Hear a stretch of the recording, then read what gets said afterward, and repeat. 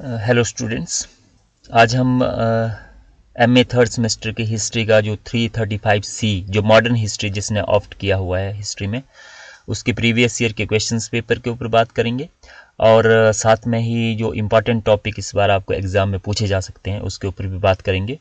तो बहुत सारे स्टूडेंट्स काफ़ी दिनों से ये चाह रहे थे, तो जो मोस्टली जो एक ड्यूल और प्राइवेट के जो स्टूडेंट्स हैं उन्होंने इसी कोर्स को ऑप्ट किया होगा, तो इसके ऊपर हम बात करते हैं।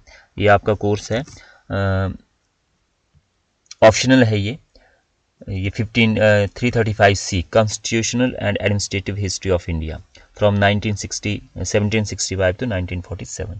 तो इसमें ये है हमारा कि पहला पूछा गया है पहले ही चैप्टर से, पहले ही यूनिट से बंगाल में 1765 से लेकर 1772 तक ईस्ट इंडिया कंपनी के कार्यों पर प्रकाश डालिए। तो इसमें मेनली बंगाल को किस तरह से कैप्चर किया गया उससे आपने शुरू करना है, और द्वैध शासन प्रणाली जो है वो इस बार आपको आ सकता है पेपर में कि लॉर्ड क्लाइव ने बंगाल में जो है वो द्वैध शासन प्रणाली किस तरह से लागू किए, उसका जो दूसरा कार्यकाल था उसके क्या क्या प्रभाव रहे, उसके जो है प्रो एंड कॉन्स के बारे में पूछा जा सकता है। पिट्स इंडिया एक्ट इस बार आ गया हुआ है, यहाँ पे संभावित है। रेगुलेटिंग एक्ट आपने तैयार कर लेना है, रेगुलेटिंग एक्ट आपको इस बार जो है वो आ सकता है, यहाँ से द्वैध शासन प्रणाली आ सकती है। क्लाइव की कार्य जो है वो बंगाल के गवर्नर के रूप में, उसके बारे में इस तरह से घुमा के क्वेश्चन पूछा जा सकता है। तो क्लाइव के बारे में पूछेंगे तो उसका मेन जो कंट्रीब्यूशन है वो द्वैध शासन प्रणाली और प्लासी का युद्ध है। यहाँ पे यूनिट सेकंड से रानी की उद्घोषणा, और रानी की उद्घोषणा से पहले जो एक्ट है 1833 का एक्ट आ सकता है इस बार। 1853 का एक्ट भी आपसे जो है वो पूछा जा सकता है, 1813, 33 और 53। तो ये आ सकता है कि 1813 से लेकर 53 तक जो ईस्ट इंडिया कंपनी की जो डेवलपमेंट थी वो कौन कौन से एक्ट जो है वो यहाँ पे आते हैं। तो इकट्ठे भी पूछे जा सकते हैं 1833 और 53 का, या 1813 और 1833 का। तो एक्ट के आने की इस बार संभावना है। यहाँ से मार्लेमेंटो पूछा गया है, 1892 का एक्ट और 1861 का एक्ट जो है वो इस बार संभावित है कि आ सके।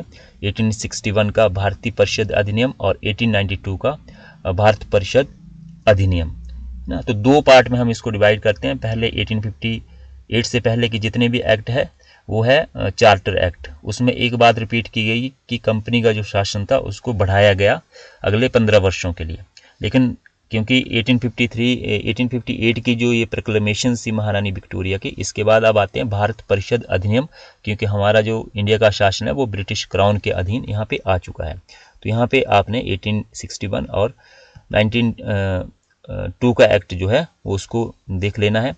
और यहाँ पे इस तरह से घुमा के आ सकते हैं 1909 का, कि 1909 के एक्ट में जो सांप्रदायिक चुनाव प्रणाली की बात की गई थी उसके ऊपर जो प्रकाश डालिए। तो उसमें आपने पूरा एक्ट पहले डिस्कस करना है, फिर पर्टिकुलरली उस टॉपिक पे डिस्कस करना है। यूनिट थर्ड में से यहाँ पे मॉन्टेग्यू चेम्सफोर्ड रिफॉर्म पूछा गया है। इस बार मॉन्ट जो घोषणा हुई थी 1917 में वो क्या थी उसके बारे में पूछा जा सकता है, ठीक है।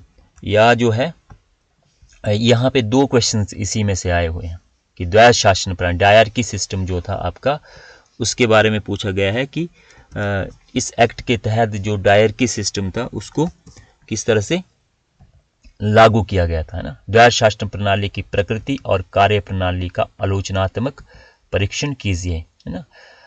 तो दो क्वेश्चंस जो है वो यहाँ से आपके आ गए हुए। तो इस बार आपने 1935 का जो एक्ट है उसको अच्छे से तैयार कर लेना है, क्योंकि 1935 का एक्ट पिछली बार नहीं पूछा गया है। तो इस बार 1990 का तो पूछ सकते ही हैं, या उसके बाद की जो डेवलपमेंट है ना, बीच का जो पीरियड है जिसमें साइमन कमीशन से या दूसरी चीज़ें हुई, गोलमेज सम्मेलन हुए, वो बीच की डेवलपमेंट पूछ सकते हैं। और 1935 का एक्ट जो है वो आपने 100% कर लेना है, इसमें से आपका संभावित है। और 1919 के उस पर तो नज़र आपने मारनी ही है।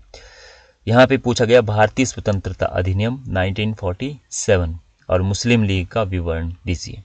तो ये जो आपका यूनिट है, यूनिट नंबर 4 है ना। यूनिट नंबर 4 में से आपका यहाँ आ जाएगा 1935 का एक्ट, तो यहाँ पे करेक्ट कर लीजिए। 1935 का एक्ट यहाँ पे आ गया यूनिट नंबर 4 में। यहाँ पे आपको आ सकता है इस बार कि जो सिविल सर्विसेज है, जुडिशरी है, उसकी डेवलपमेंट जो है वो ब्रिटिश पीरियड में किस तरह से हुई, क्योंकि इसके ऊपर क्वेश्चन नहीं पूछा गया। और मुस्लिम लीग का विवरण यहाँ पे पूछा गया है। इस बार आपको आ सकता है कि भारत में सांप्रदायिकता का विकास जो है वो किस तरह से हुआ। ऑनवर्ड मुस्लिम लीग से आपने इसको शुरू करना है, 1947 तक जो भारत का विभाजन होता है वहाँ तक इसको आपने ले जाना है क्वेश्चंस को। उसमें बहुत सारे पॉइंट्स आपके बन जाएंगे। यहाँ पे आपसे पूछा गया है 1773 का रेगुलेटिंग एक्ट, प्रांतीय संरचना क्या है, but why the provincial structure, 1861 का भारत परिषद अधिनियम, लोक सेवा, दक्षिणपंथी हिंदू 1935 1947, और अलगाववाद क्या था, है ना। तो ये 6 क्वेश्चंस जो है वो 4-4 नंबर के हैं। यहाँ पे पूरे के पूरे नंबर आपके आते हैं, तो इसको आपने स्किप नहीं करना है, इसको पूरे अच्छी तरह से आपने करना है। अब हम चलते हैं इस पे। तो यहाँ पे मैंने आपको जैसे बताया लॉर्ड क्लाइव का कंट्रीब्यूशंस, द्वैध शासन प्रणाली, प्लासी और वो सारा उसमें आ जाएगा। रेगुलेटिंग एक्ट इस बार कर लीजिए, पिट्स इंडिया एक्ट से रेगुलेटिंग एक्ट तक क्या डेवलपमेंट हुई। पिट्स इंडिया एक्ट बहुत कम है, तो इसको लिखना कैसे अगर आ जाए आपको, तो आपने थोड़ा सा बैकग्राउंड में जाना है कि कैसे कैसे यहाँ पे जो है वो डेवलपमेंट हुई 19 है ना ऑनवर्ड 1765। यहाँ पे आपसे evolution of the centre and provincial structure जो है, यहाँ पे चार्टर एक्ट की बात कर रहा है 1793 से लेकर 1853। तो जैसे मैंने बताया 1833, 1853 और 1813 के एक्ट पे आपने नज़र डालनी है। प्रोक्लेमेशन ऑफ महारानी विक्टोरिया ये आ चुका है। इस बार हो सकता है इंडियन काउंसिल एक्ट 1861, 1892, और यहाँ पे मार्लियामेंटो आ चुका है, लेकिन फिर भी इम्पॉर्टेंट एक्ट है, इसको आपने थोड़ा सा दिख लेना है।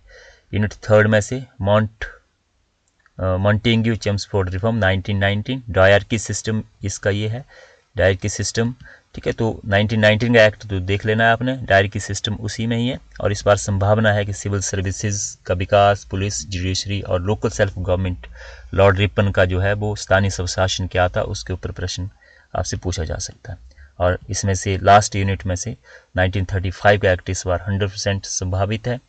और यहाँ से जो है ये लास्ट में से तो आपको आएगा कि मुस्लिम सांप्रदायिकता के तहत जो है वो भारत का विभाजन किस तरह से, उसके क्या कारण थे, सांप्रदायिकता के क्या कारण थे, इस तरह से आपका प्रश्न जो है वो यहाँ पे बनता है। तो इस तरह से इसका तरीका है, प्रत्येक यूनिट में से एक एक पूरा का पूरा टॉपिक जो है वो आप सिलेक्ट करते हुए जो है इसको कर सकते हैं। तो आई होप इससे आपको हेल्प मिली होगी। कोई आपकी समस्या, कोई क्वेरी हो तो आप मुझे लिख सकते हैं। और जो बुक्स है, क्योंकि उसमें बुक्स अभी मार्केट में नहीं है, हिमाचल हिस्ट्री जिसने ऑप्ट किया है और कंटेम्प्रेरी वर्ल्ड जो है उसके ऊपर मैं वीडियो जो है वो 1-2 दिनों में अपलोड कर दूंगा। Thank you.